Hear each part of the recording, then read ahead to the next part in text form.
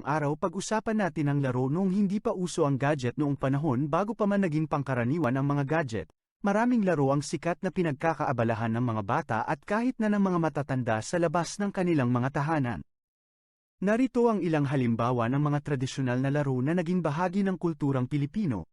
Patintero, isa sa mga pinakasikat na laro sa Pilipinas kung saan mayroong dalawang grupo, ang mga taya at ang mga iiwas.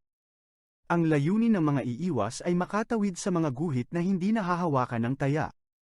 Tumbang preso gamit ang isang lata at tsinelas, layunin ng mga manlalaro na tumbahin ang lata na nasa loob ng isang bilog mula sa itinakdang distansya. Ang taya, na kilala bilang preso, ay dapat ibalik ang lata sa loob ng bilog at hulihin ang tsinelas o ang manlalaro.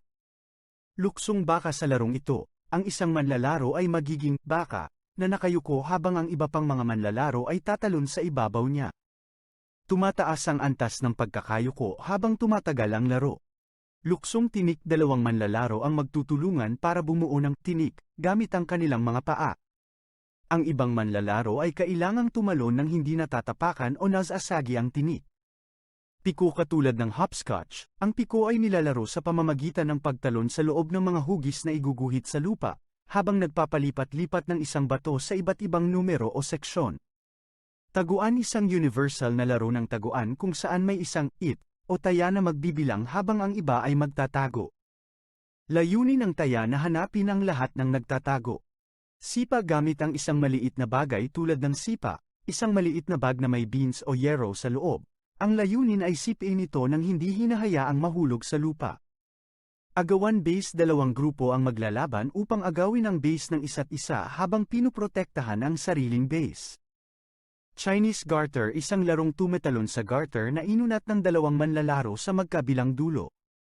Tumataas ang antas ng garter habang nagpapatuloy ang laro. Saranggola, bagaman hindi eksaktong laro ng pisikal na interaksyon, ang pagpapalipad ng saranggola ay isang popular na libangan lalo na sa mga buwan ng tag-init. Ang mga larong ito ay hindi lamang nagbibigay aliw kundi nagtataguyod din ng pisikal na aktibidad at pagtutulungan. Sa kabila ng paglaganap ng mga modernong gadget at teknolohiya, marami pa rin sa mga larong ito ang patuloy na nilalaro at ipinapasa sa mga susunod na henerasyon.